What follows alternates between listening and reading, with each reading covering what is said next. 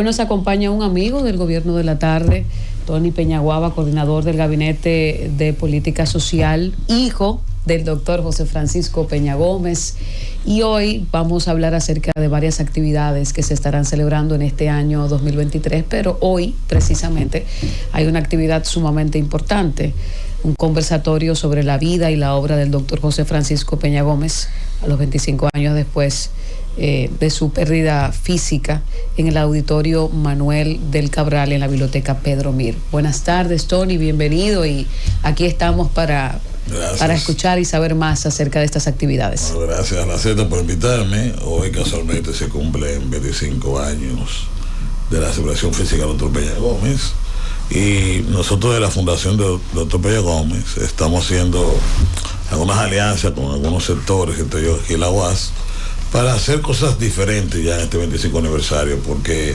ya me resultaba un poco pesado siempre que ir solamente a la iglesia o solamente ir a poner flores a su tumba, sobre todo porque ya después de 25 años ya hay dos generaciones que ya no conocen muy bien al doctor Peña Gómez, y me he preocupado como vicepresidente de la Fundación de comenzar a hacer una serie de iniciativas que mejoren lo que es la visión política del doctor Peña Gómez, sobre todo las nuevas generaciones.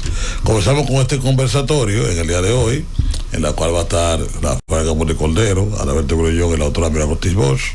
Eso a las 5:30 de la tarde el día de hoy. Durante todo el mes va a haber conversatorios todos los jueves, pero hay una actividad que va a ser a final de este mes, a principio de este mes, en la cual vamos a poner las diferentes cosas del doctor Peña Gómez ahí en la Plaza de la Cultura, en uno de los museos, para que la gente vea la máquina de escribir el doctor Peña Gómez, vea sus libros, vea sus vehículos que ya están prácticamente restaurados al 100%, tanto el Mercedes-Benz como el carro que le regaló Luis Donaldo Colosio, que fue el candidato presidencial del PRI que mataron. Pues Luis Donaldo Colosio compró dos vehículos, uno para él y uno para José Francisco Peña Gómez, idénticos los dos, y le mandó ese regalo al doctor Peña Gómez. ¿Qué marca? Es un Gran Marquise, el carro que la gente conoce muy bien al doctor Peña Gómez, y yo lo estoy retratando al 100%. Todas las piezas, ha sido un trabajo bastante arduo para llevar ese vehículo a la originalidad, al igual que un Mercedes-Benz que tiene, y tener todo ese tipo de cosas para que la gente vea las pertenencias al doctor Peña Gómez, vea su libro,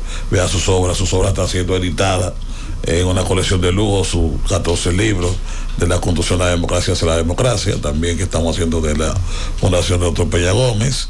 También estamos trabajando para poner la vida de José Francisco Peña Gómez en historieta. Esto lo vi cuando yo estudiaba en Costa Rica, Ciencias Políticas, mandado por él, vi la historia de Pepe Figueres. Entonces siempre se me quedó eso, de que eso también lo iba a hacer, y ahora comenzamos a hacer en 6 tomos la historia de José Francisco Peña Gómez. Vamos a poner en ejecución la primera parte de 1961-65, vendrá posteriormente del año 65 al 73, de 73 al 78, 78-86, 86-94 y 94-98. Eso lo vamos a hacer durante todo el año, vamos a estar cada un mes y medio, cada 2 meses poniendo una historieta de estas, porque son muy amplias, hay varios historiadores que están trabajando, es un equipo multidisciplinario para hacer un producto de mucha calidad. Y estamos trabajando también con Amaury Sánchez sobre la posibilidad de a final de año, principio de año, un musical sobre la vida de José Francisco Peña Gómez. Tony, eso sería genial. Musicales, además todo, de la parte de para llevarlo a todo el país y llevarlo internacionalmente. Además también de unos cortos que se están realizando. Y, exacto, se me olvidaba que el 20 de septiembre vamos a hacer el festival de cortos sobre la vida del doctor Peña Gómez, y lo vamos a hacer y a premiar en 2 categorías, profesional y aficionado. Aficionado para los jóvenes que están estudiando cinematografía, historia, arte, y hacerlo a nivel profesional, con premios metálicos, 3 premios metálicos para aficionados y 3 premios metálicos también para profesionales. Antes de llegar a hacer mi comentario, lo hacía en función de la historia de José Francisco Peña Gómez, ese hombre que viene de abajo, pudo trascender y pudo llegar a lugares altos en la República Dominicana y en el mundo. Entonces, yo creo que el legado de Peña Gómez puede masificarse más para que las futuras generaciones y las presentes puedan ver esa es la idea. El legado de superación. ¿Han pensado en el Museo José Francisco Peña Gómez? Sí, eso es más a la larga. Tengo que ponerme más claro cómo se fraga en eso. Para donde está su casa en Campita hay mucho territorio. La idea es mucho más amplia. La idea no solamente es hacer los museos, sino hacer una escuela de formación política. Excelente, que tanto la necesita. Pero ustedes saben que todo esto cuesta muchos recursos. Estas actividades que yo estoy haciendo cuestan muchos recursos. Sí. Y básicamente esto está descansando sobre mi hombros. Yo no he estado buscando empresarios ni este tipo de cosas para hacer este tipo de actividades. Pero ya estamos hablando de unas cosas que casi grandes ligas. Pero vamos a trabajar en eso porque yo estoy interesado de que las cosas se hacen. No porque José Francisco Peña Gómez sea mi padre, es que Peña Gómez es mi líder. Yo no acostumbro en mi vida personal a mirar casi a nadie. Son muy pocos los líderes que yo tengo en mi vida. Mandela, un hombre que yo le tengo un reconocimiento y un respeto. Ese es el tipo de prototipo de líder que yo he siempre necesitado en mi vida. Y Peña Gómez, aparte de mi padre, era mi líder porque yo crecí viendo a mi padre. Sé lo que fue internacionalmente José Francisco Peña Gómez. Tuve la oportunidad de visitar más de 50 países con Peña Gómez. Y cuando Peña Gómez llegaba a Francia, llegaba a Inglaterra, llegaba un presidente. Llegaba a la máxima estrella política latinoamericana. Y así es que lo trataban sus congéneres en política. Cuando en el mundo de esa época existían verdaderos líderes. Hoy en día lo que estos son candidatos, personas que son fabricadas por el marketing. Pero tú encontrabas, por ejemplo, un Willy Brandt, por ejemplo. O Mitterrand. O un Mitterrand. O los Palmer, o un Pierre Chorí, o un general Omar Torrijos, o un Carlos Andrés Pérez, por decirte alguno. O el mismo Fidel, que lo elogió mucho. O sea, estamos hablando que es una intelectualidad a nivel latinoamericano, a nivel del África, con el pueblo Senghor, que fue el primer presidente de Senegal, y que fue que llevó al doctor Peña Gómez a visitar todos los países del África para comenzar el proceso de democratización de esos países. Son una época de líderes irrepetibles que lamentablemente no existen en el mundo de hoy. ¿Tú me entiendes? Un Mario Suárez, o sea, estamos hablando de gente grandilocuente. ¿Cuánto hace falta líderes de esa naturaleza? Porque fíjate que esos afrancesados europeos se dedicaron toda su vida aquí en América Latina, en la propia Europa, en la Europa Oriental, en el África. En los años 70 y 80, la mayoría de los países al día de ese momento lo que tenía eran gobiernos de derecha, gobiernos, una gran mayoría inclusive antidemocráticos, gobiernos autoritarios, dictaduras. Y le tocó al doctor Peña Gómez aquí en América Latina fajarse con toda esa situación que encontró en una América Latina que en ese momento estaba con muchos regímenes dictatoriales, al igual que en el África, al igual que también en Europa del Este. Y fue ese grupo de hombres que fue a visitar esos países uno a uno y trabajar en la concientización de que esos países fueran hacia una democracia plena. O sea que esos hombres tienen hoy en día un legado en la cual quizás muchos dominicanos, quizás porque tocó aquí mismo la época dominicana, no te pongas guapo con tu líder Joaquín Balaguer, realmente viene del neotrujillismo y que aquí prácticamente había una dictadura y se mató los jóvenes más intelectuales de esa época. Le tocó al doctor Peña como en 1975 con la Universidad de Washington visitar con todas las sociedades del exterior el Capitolio de Washington. Es una foto histórica, quizás una foto más histórica del doctor Peña Gómez. Y atención lo que están haciendo los cortos. Esa época en la cual Peña Gómez lleva miles y miles de dominicanos frente al Capitolio de Washington, denunciando cómo estaban matando a esa juventud dominicana.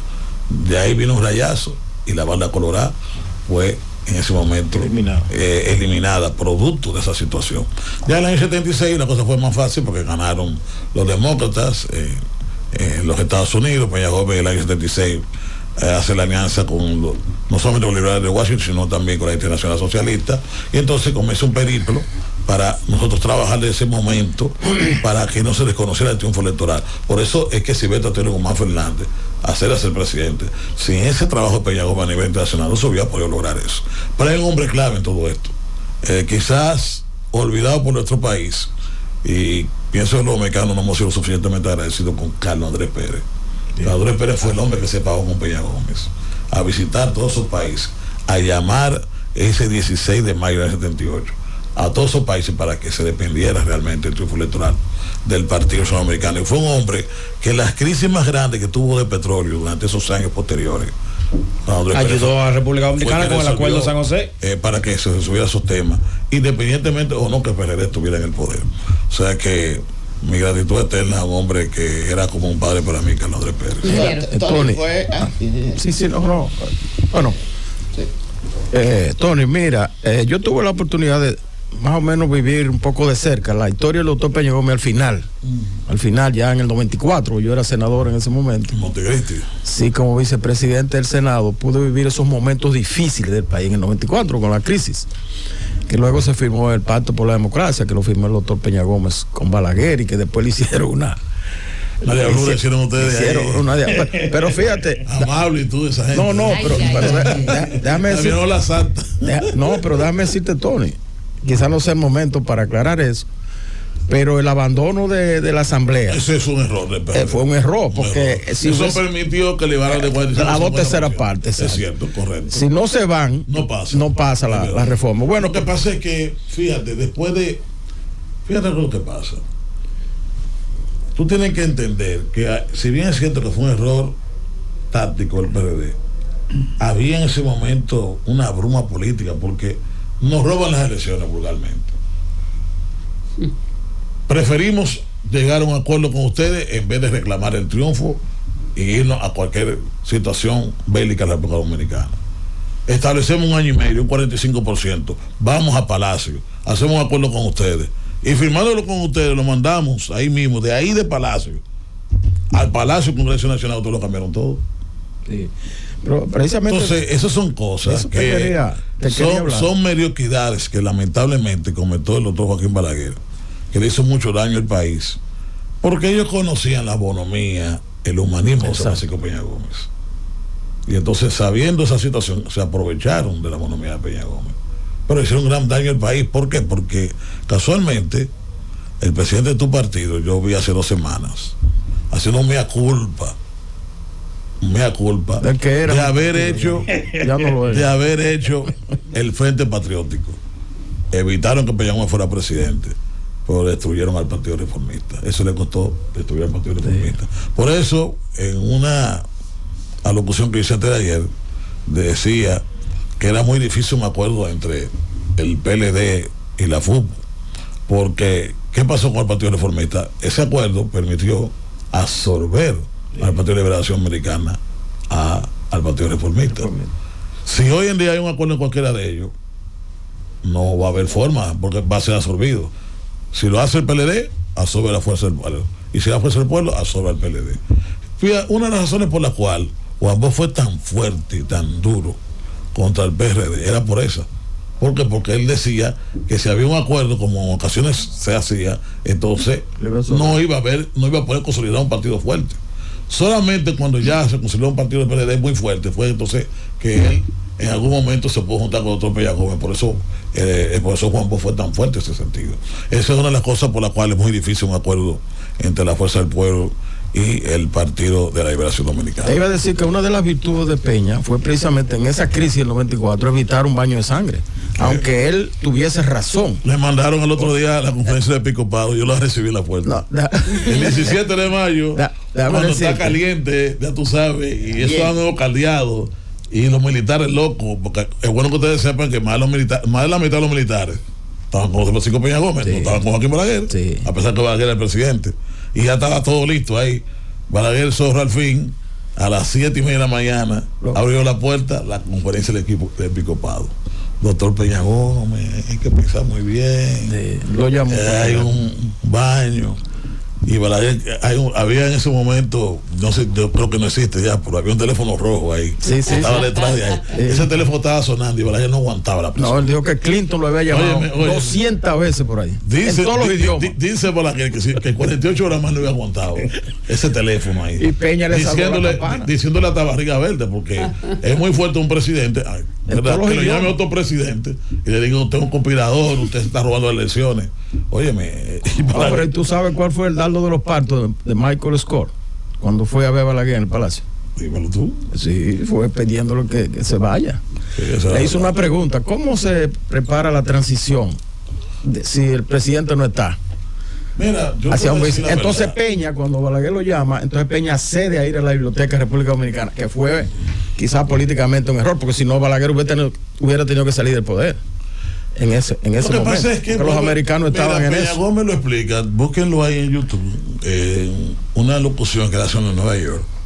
Peña Gómez explica por qué. Porque él dice, mira, yo no quiero pasar como el único líder en el mundo, escuchen esto con atención, que vaya a hacer 2 revoluciones en menos de 30 años. No hay ninguna persona en el mundo que haya tenido ese papel. Pero con la salvedad que en aquella ocasión yo era una persona muy joven, pero yo era corresponsable. Es verdad que yo era secretario general del PRD en el año 65, con 28 años. Pero estaba el Congreso, estaba el PRD, estaba el profesor Juan Bosch y estaban los militares constitucionalistas. Todos éramos responsables de lo que pasó el 24 de abril. Ahora, 29 años después, cualquier cosa que pase en el país, yo voy a ser responsable solamente yo. Y él decía que la presidencia no le bastaba, se había un baño de sangre en el país. Pienso que eso minó mucho la mente del doctor Peña Gómez. Peña Gómez es un demócrata, un hombre que inspiró muchos países para que fuera la democracia y no quería terminar su carrera política, que a pesar de que ganara un proceso electoral, que hubiera un baño de sangre.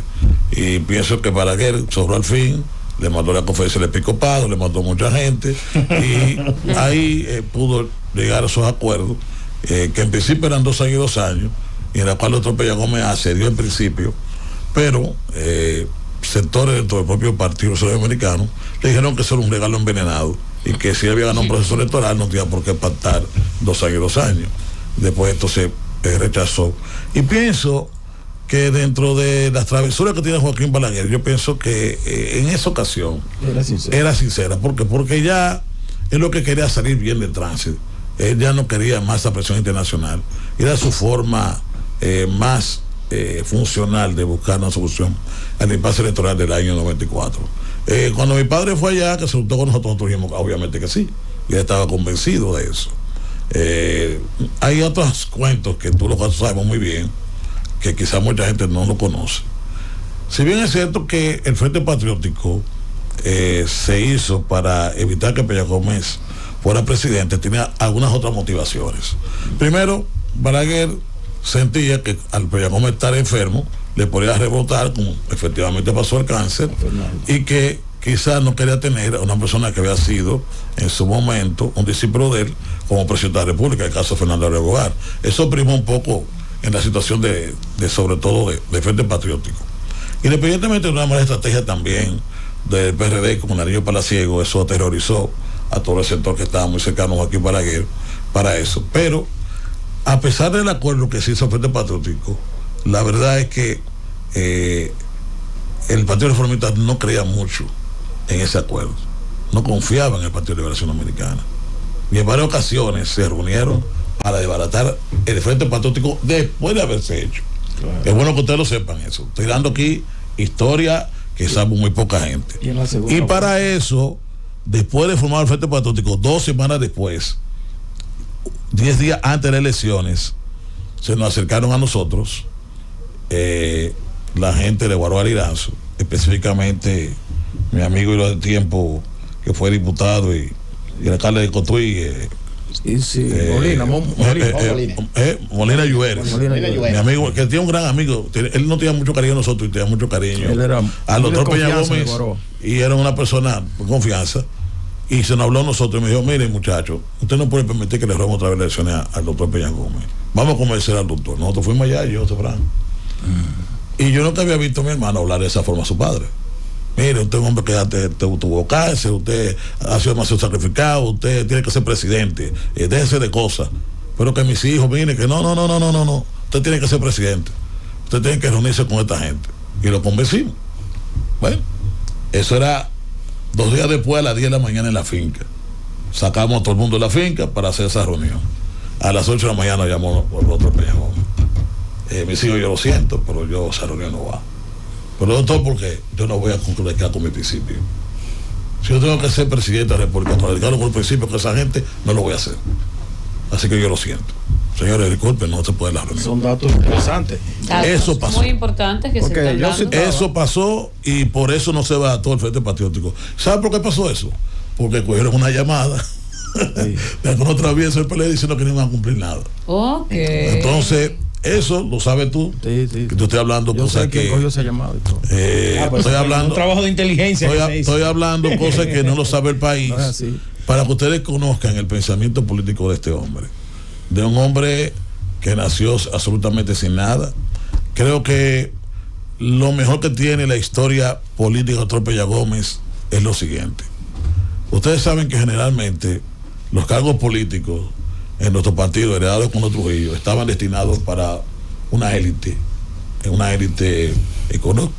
económica o una élite Intelectual. Y política también. Trujillo le encantaba eso, y así se lo pasó también al Partido Reformista. Y Peña Gómez comenzó a promover diputados, senadores, gente del pueblo, que aunque fuera preparada, pero que no tenía que ser abolengo, económico, o quizá cultural, o quizá hasta ser algún intelectual. Y con Peña Gómez llegaron esos hombres y mujeres de pueblo hasta ser senadores, diputados, alcaldes en todo el país. Y él mismo se ponía de ejemplo de un joven que nació con extrema pobreza, que fue cosechero de arroz, limpiabotas, que vino a una bola de la capital, se hizo locutor deportivo, después locutor comercial, abogado, y que venía de las entrañas del propio pueblo, y mediante su superación personal se convirtió en el líder más importante del país, el líder más importante del mundo. Pienso que esa es la mejor enseñanza de la Peña Gómez, que los de abajo pueden llegar. Ese era mi comentario. Con disciplina pueden llegar. Y pienso que eso debe ser lo más importante, sobre todo a los jóvenes que están escuchándome de cualquier barrio, que piensan que no ofrecen oportunidades. Aprovechen las oportunidades, pónganse a estudiar. Con ese trabajo que usted puede hacer, si usted cree en usted puede llegar a ser lo más importante, puede llegar hasta ser un Peña Gómez. Lo que usted quiera. Entonces yo pienso que esa es la primera enseñanza que nos dejó José Francisco Peña Gómez. Su segunda enseñanza muy importante es de no creerse la última Coca-Cola, a pesar de ser un líder de su importancia. Peña Gómez era un hombre humilde que se reunía, muchas veces se salvó por esa situación, porque muchas veces, ¿qué pasaba? Que los compañeros que eran presidentes de zona, que eran personas del pueblo, muchas veces la trabajadora era la esposa, y escuchaban una situación en una casa, y iban ante su esposa y decía que era un presidente de zona: mira, dile que van a haber un atentado a otro Peña Gómez. Y ese compañero iba allá, y Peña Gómez lo recibía. Y Peña Gómez se salvó muchas veces por esa situación, porque era un líder humilde. Entonces, también, tú sabes que muchas veces los políticos, cuando estamos en el poder o nos sentimos con cierta fuerza, parecería como que nos tramutamos, como que somos otro tipo de personas. Peña Gómez siempre mantuvo su humildad, fue un hombre que no atesoró recursos, no le interesaba. Yo tengo muchos cuentos. Yo recuerdo una campaña del 94. Mira, entre el año 90 y 98, Peña Gómez manejó la suma que tú entiendas de dinero. ¿Por qué? Porque a nivel nacional e internacional, Peña Gómez terminó siendo líder en una parte de la oligarquía dominicana. O sea, tú tenías, por ejemplo, a Juan Bichini de un lado, y tenías de un lado a Ramoncito Báez, tenía de otro lado a Alejandro Grullón, y todos eran locos enfermos con él. O sea, él terminó siendo un líder importante porque lo admiraban esa gente. Y manejó muchos recursos porque Peña Gómez, un padre Bellini. Miles de casas de estudiantes, miles de casas que pagaba, gente que mandó a estudiar fuera, gente que mandó a curarse fuera a diferentes hospitales, miles de gente en todo el país. Yo me encuentro gente todos los días. Yo soy profesional por tu padre, me mandó a tu padre, me salvó la vida. Ustedes no se imaginan la cantidad de gente. Y yo recuerdo que en esa ocasión, en el año 93, 94, nosotros fuimos recorridos por 4 días al Cibao. Y yo con maletín andaba con 4 millones de pesos. Eso era mucho dinero. Estamos hablando quizás 20 millones de pesos el día de hoy. Bueno, y donde quiera, pues ya era dando aquí, dando allí, dando allá. Señores, tuvimos que entrar abonado de allá para acá, porque no estamos ganando sin gasolina. Ya no en ese momento era Poner de la Rosa, Apolinar de la Rosa, el alcalde del municipio de Bonao, que era un dirigente histórico del partido. Tuvimos que llegar a casa de Polín porque el peón le bajó todo. A despertarlo, Polín. Hay que echar combustible, estamos ganando todos los vehículos por gasolina. O sea, ese era José Francisco Peña Gómez. O sea, estamos hablando de un ser extraordinario. Y mira, hay un cuento muy famoso, que una gente llega y Peña Gómez le ve los pies, y andamos en la calle y lo ve con los pies todos rotos y se quitó los zapatos. Y se los dio. Y se fue para la casa. Ciertamente le dio sus zapatos, Tony. Y buenos zapatos que usaba el doctor Peña Gómez. Fausto. De marca. Sí, el único que Peña Gómez era un poquito comprado en eso. En la ropa, en la vestimenta. Eso ahí bueno, sí. vestía bien, pero no era ostentoso. No era sobrio. Lo que pasa es que la gente en esa época, al no existir las redes sociales, no veía. Pero Peña Gómez usaba traje Pierre Cardin en esa época. Sí. Era la mejor ropa francesa. Una de sus características era muy elegante. Sí, muy elegante. En eso era lo único que siempre unos zapatos brillosos. Lo único que era pop era en eso. Fausto, adelante. Tony, nosotros coincidimos, tú en la JRD, yo en la JPLD. Crespo era el presidente de la JPLD en ese momento. Se trabajó muchísimos proyectos en conjunto, incluyendo la ley de la juventud. La ley de la juventud. Y el Ministerio de la Juventud lo trabajó. Tú sabes que nosotros fuimos formados en el Partido de la Liberación Dominicana a través de los círculos de estudio, con una posición un poco dura contra el presidente, contra Peña Gómez. Sin embargo, yo de manera particular siempre fui un admirador de Peña Gómez por su origen, por su capacidad de reinventarse, de hacerse y demás. Y además también por su visión política y social, que siempre tuve y siempre le admiré por eso. Ahora yo quisiera preguntarte, ¿tú sientes que la visión política y social de Peña Gómez se siente expresada en el gobierno del presidente Luis Abinader? En gran parte sí, claro. Como nosotros como partido político, venimos del PRD, tenemos que hacer mea culpa. En muchas cosas hemos cumplido lo de decirle Peña Gómez y en otras no lo hemos cumplido. No puedo venir aquí así porque soy parte del gobierno que todo está perfecto. Pero una de las características que tiene el gobierno actual es un gobierno muy social. Quizá hemos fallado en la comunicación, pero cuando yo vi una de las primeras acciones de este gobierno, que era algo que a mí como dominicano me repugnaba que pasara en nuestro país, la famosa marcha de los cañeros. ¿Te recuerdan? Claro. Los cañeros eran muchísimos, y al final eran como 1000 y pico, que además han muerto todos. ¿Quién recogió los cañeros y los presionó todo? Este gobierno. Eso es social. ¿Quién cogió más de 100,000 dominicanos y que ganaban 2,000 y 3,000 pesos después de pasarse 30 años en el Estado Dominicano? O sea, terminar con una pensión de 2,000, 3,000 pesos, le llevó a 10,000 pesos. Luis Abinader. ¿Quién ha dado 60,000 pensiones solidarias para personas envejecientes? Luis Abinader.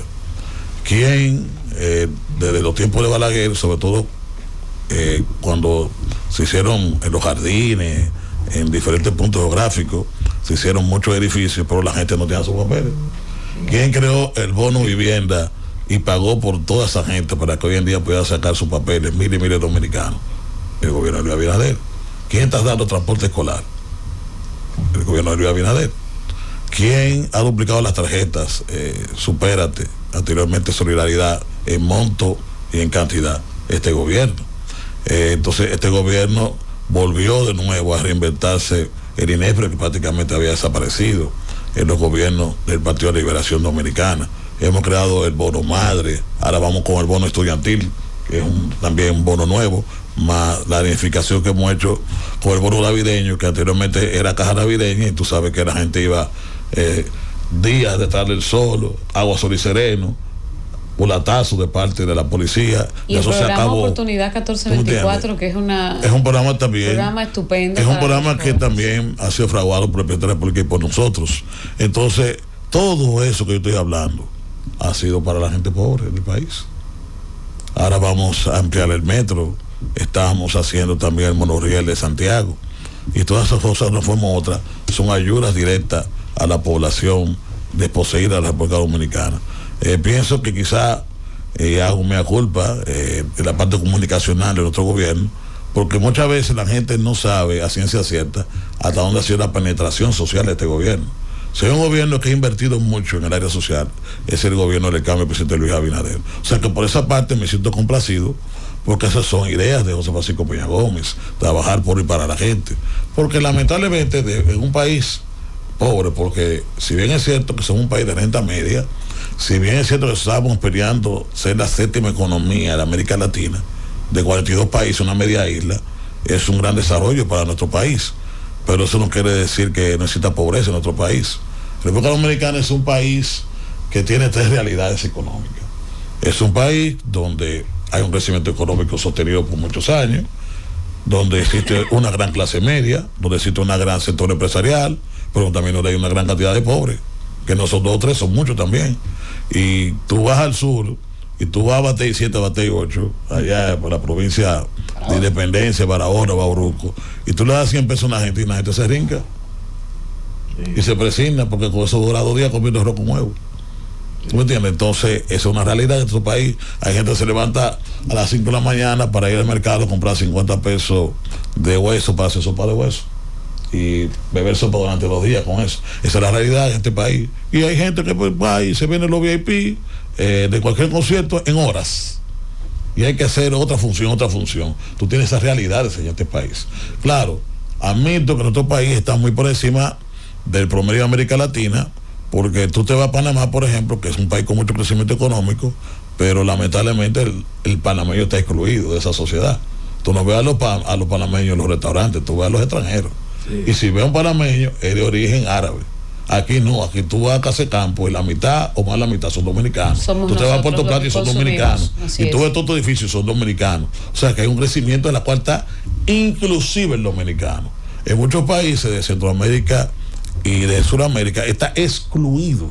Sobre todo porque son poblaciones indígenas, poblaciones que al día de hoy se han quedado muy atrás, y en eso la dominicana tiene cierto avance. Ahora, tenemos que admitir que ese crecimiento anacrónico, como te digo, no ha sido repartido a todas las clases sociales. Entonces existe una gran pobreza, y por eso los gobiernos, aunque se diga que son asistencialistas, están obligados, sobre todo después de la pandemia, a tener de la mano a los sectores pobres de nuestro país, y creo que este gobierno ha cumplido en esa parte con José Francisco Peña Gómez.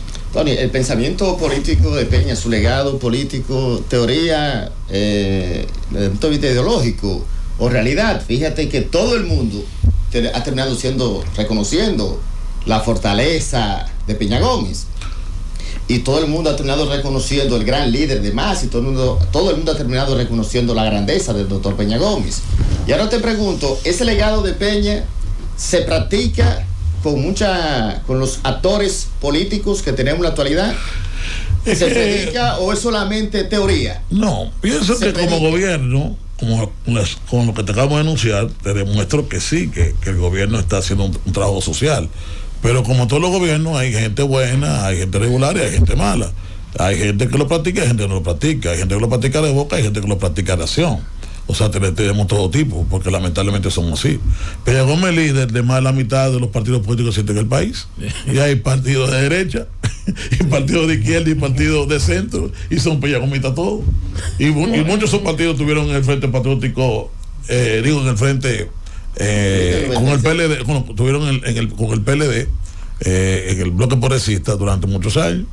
Entonces una dicotomía que estuvo siendo Peña Gomita, tú tienes que el bloque progresista, pero eso pasó, y dicen que son Peña Gomitas, pero no voy a decir que no son. Que Peña trasciende ya los partidos, igual que Balaguer. Eso es algo que nosotros tenemos que respetar, y yo me he encontrado, en mi vida política que la mitad de los altos dirigentes del PLD, sus padres o sus abuelos, eran fundadores del PRD.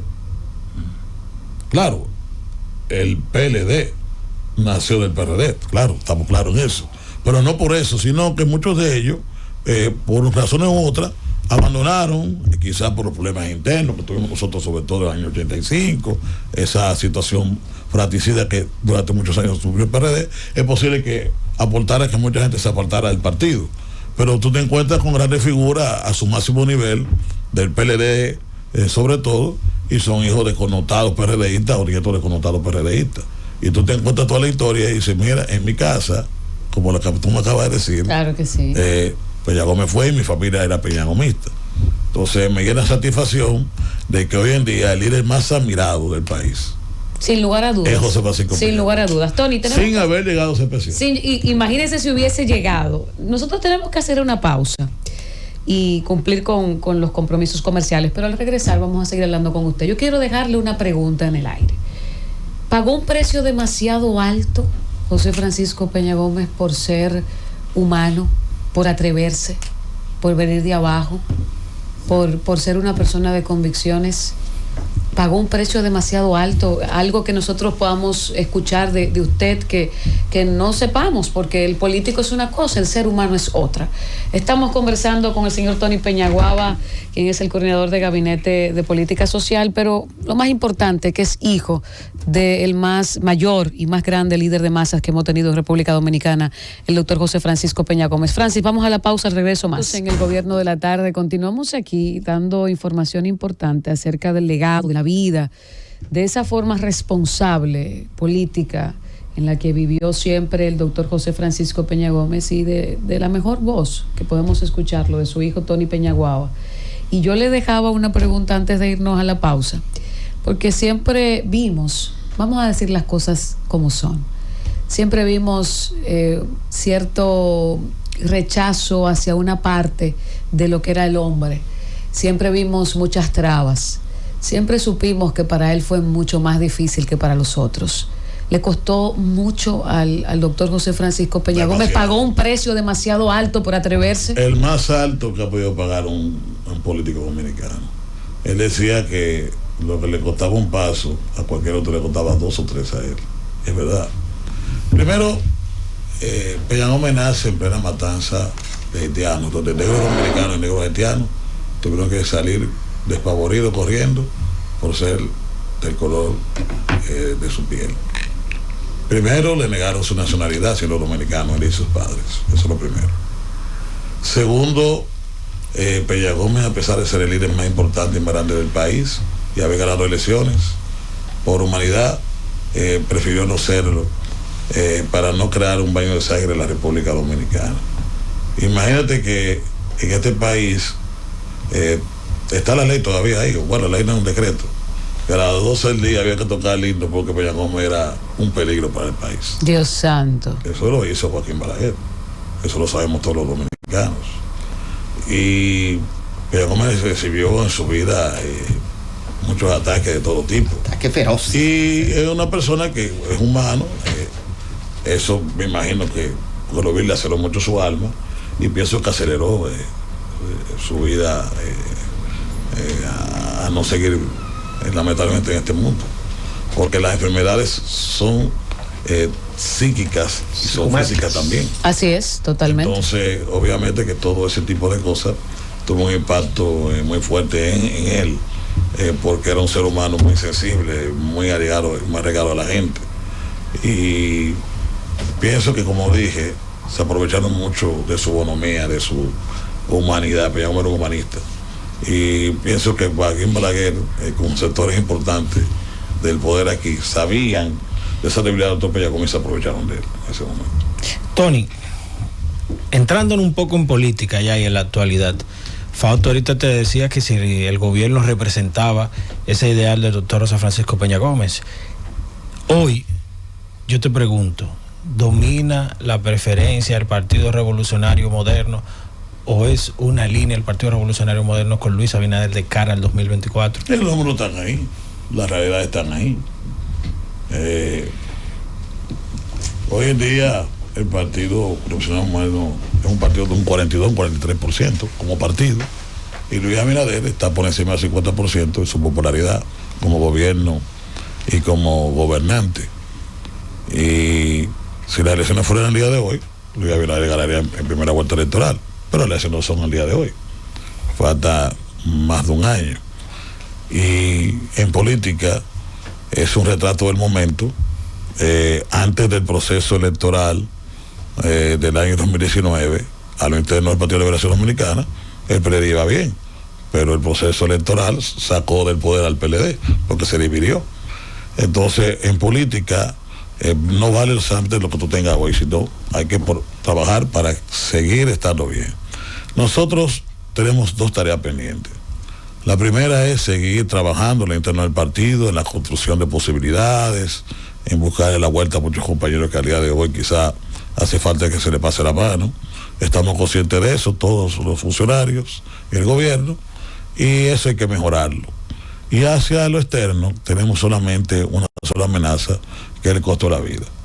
Hemos estado trabajando para eso, se está diseñando un programa del campo a la ciudad para abaratar por lo menos 16 artículos de primera necesidad y venderlo a precios más competitivos, más reducidos a la población dominicana.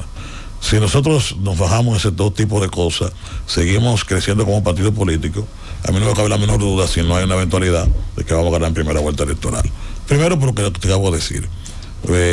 Ya el hecho de que la fuerza del pueblo de un 8% esté situado un 20 y pico por ciento, creo que es un éxito para Leonel Fernández. Pero para poder Leonel Fernández llegar a un 40%, tienen que desbancar totalmente al PLD. Habría que ver si el PLD y su candidato presidencial van a lograr realmente ser desbancados totalmente por el partido Fuerza del Pueblo. Pero hay un fenómeno extraño que se está dando. La mayoría de los diputados, senadores, alcaldes, regidores, vocales, o directores de distritos municipales, o dirigentes connotados del PLD, no se están yendo por la Fuerza del Pueblo, se están yendo para el PRM. ¿Y tú crees que están haciendo el PRM por amor a la cara? ¿O porque nosotros lo estamos comprando? Porque huele un poco el caldo. No, es porque el guiso, el que va a seguir en el gobierno es el Partido Revolucionario Moderno. Porque si hay algo que hay que admirarle a los reformistas y al Partido de Liberación Dominicana, es su fino olfato para el poder. Si están yendo para allá, es porque se está cociendo. Le voy a preguntar al ingeniero que nos acompañe. Entonces, a propósito, No, porque la eso historia- pasa toda la semana. Recientemente estuviste ahí, por ejemplo, en el municipio de Inver, que se fue la alcaldesa de ahí Chiquita.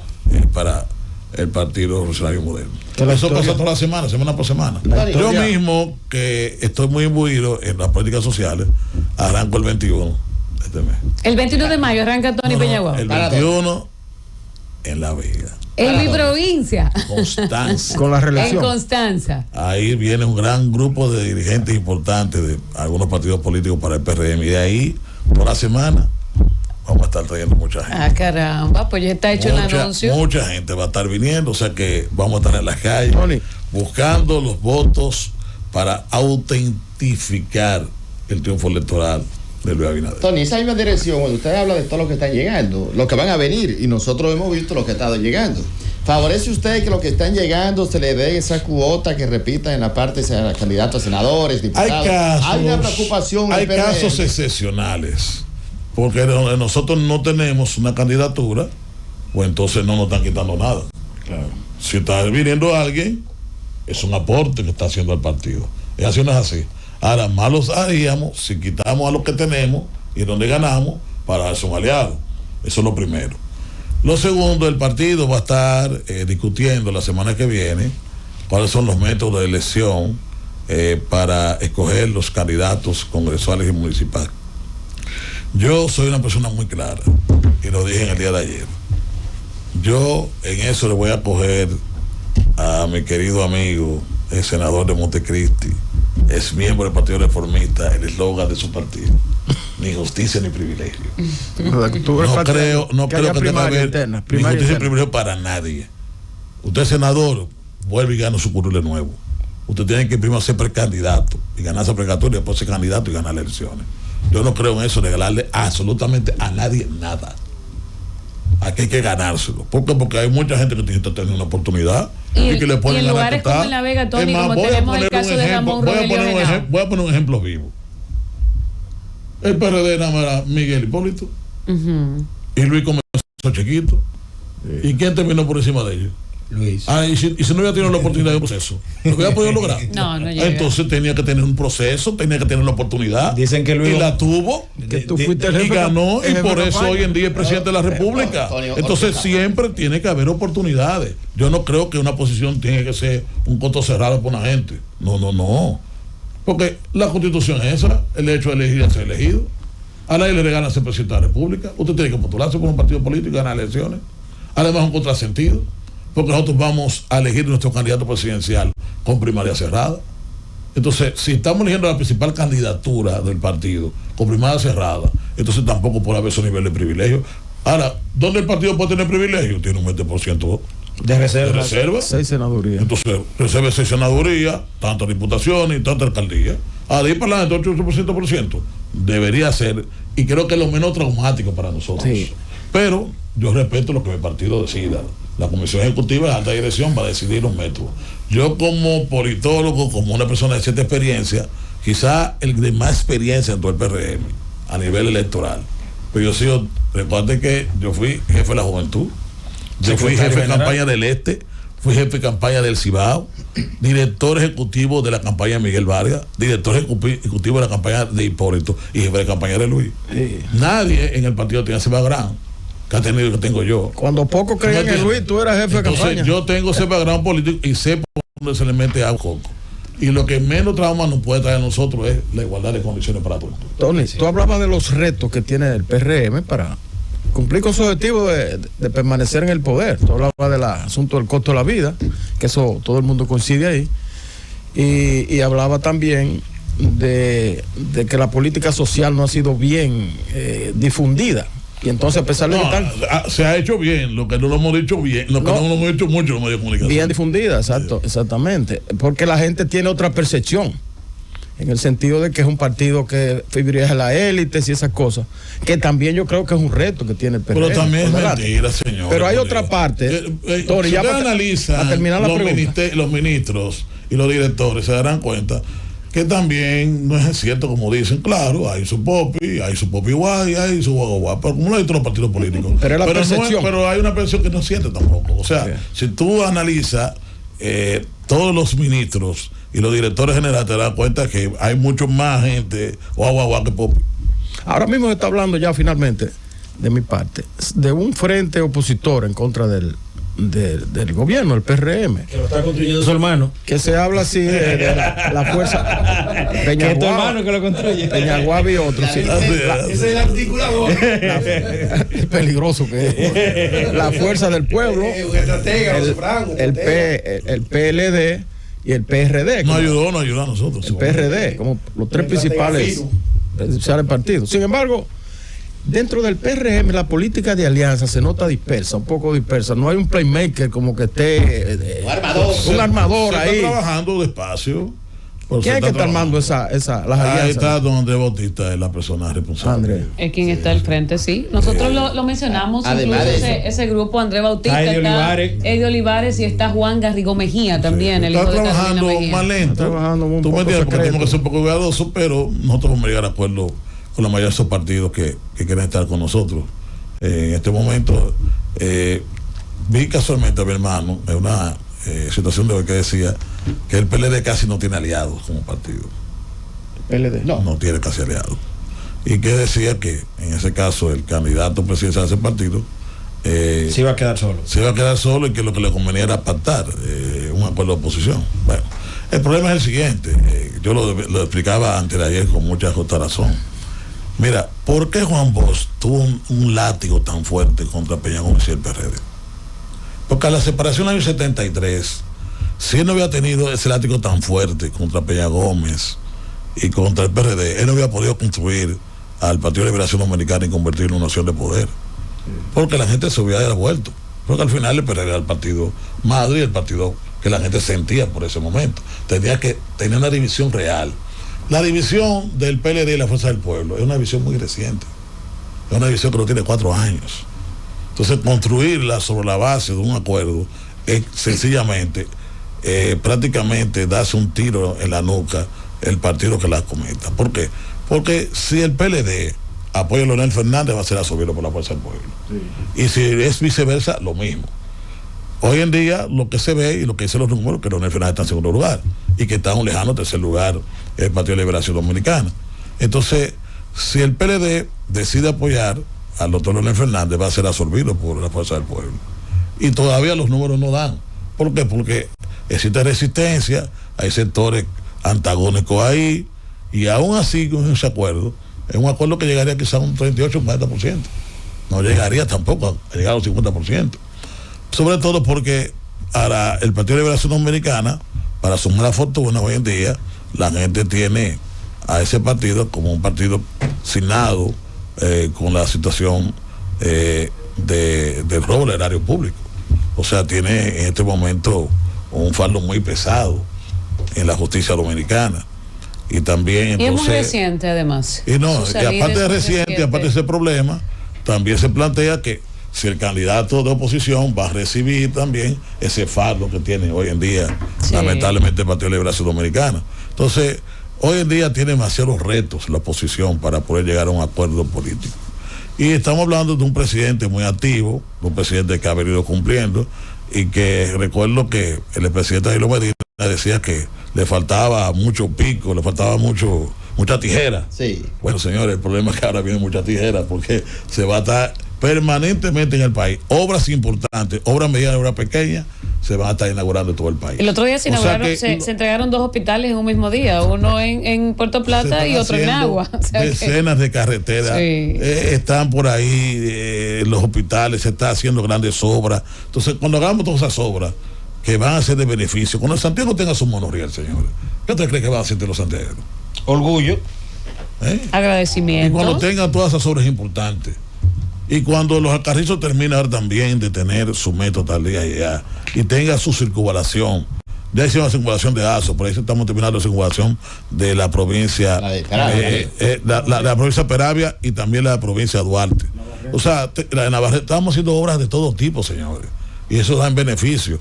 Ya por fin el desarrollo está llegando a Pedernales, y cuando ahí se ve la realidad de esos hoteles y se vean los primeros empleos ahí para esa parte del sureste que realmente es tan pobre, la más pobre del país, y comience a llegar al desarrollo. Señores, son muchos retos y muchas cosas que está haciendo este gobierno. Este gobierno ha llevado el día de hoy la zona franca a 200,000 empleos, récord. La meta que tiene Danilo Medina, tener 10 millones de turistas, finalmente no la hizo él, lo va a hacer PRM, va a llegar cerca entre 9 y 10 millones. La proyectó para 2022. O sea, estamos proyectados en 2023, 2024 llegar a los famosos 10 millones de turistas. Él llegó a 7, nosotros lo estamos llevando en 2 años y medio a 10 millones, ¿verdad? El país tiene un crecimiento económico cercano a un 5%. Hoy en día ha habido una situación anómala en la economía dominicana. Cogimos un dólar en 58 y está en 54. O sea que el gobierno inclusive ha mejorado su finanza porque para el pago de amortización de deuda, bueno, pues tiene un dólar mucho más barato del proyectado y eso mejora la economía dominicana. Nunca el gobierno dominicano había tenido realmente las reservas monetarias que tiene al día de hoy, y por eso hoy en día tenemos una economía sana en ese sentido y en franco crecimiento. El país va en crecimiento, las construcciones van muy bien, la construcción en general, como dije, va muy bien. Nos sentimos efectivamente que los principales metas que tenemos establecidas se han ido cumpliendo. El República Dominicana es uno de los países casi autosuficiente alimentariamente. Aquí, a pesar de la pandemia, nunca hubo desabastecimiento.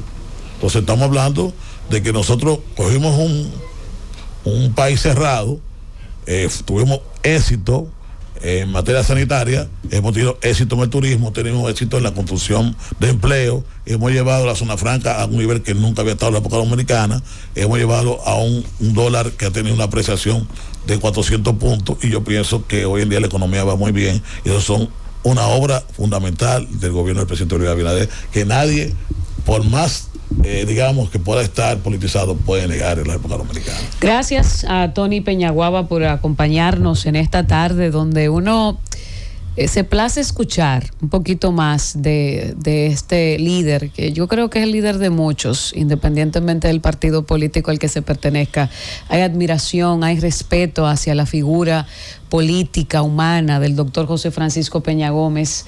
Qué bueno saber que se van a hacer estas actividades para que su nombre se mantenga vivo, para que las nuevas generaciones conozcan el ejemplo, como dije, y voy a abrazar esto. José Francisco Peña Gómez es el mayor ejemplo de superación y es el mayor líder de masas que hemos tenido en República Dominicana, esto sin lugar a dudas. Y hay que mostrarle eso a las nuevas generaciones, a esos muchachitos que nacen en barrios, en lugares, en campos, que sepan que sí se puede, que sí hay hombres que han podido y mujeres que han podido levantarse de la nada y llegar hasta lo más alto y recibir lo más importante, Tony, que puede recibir una persona: respeto y admiración, y eso lo tiene el doctor José Francisco Peña Gómez. Muchas gracias. Francis,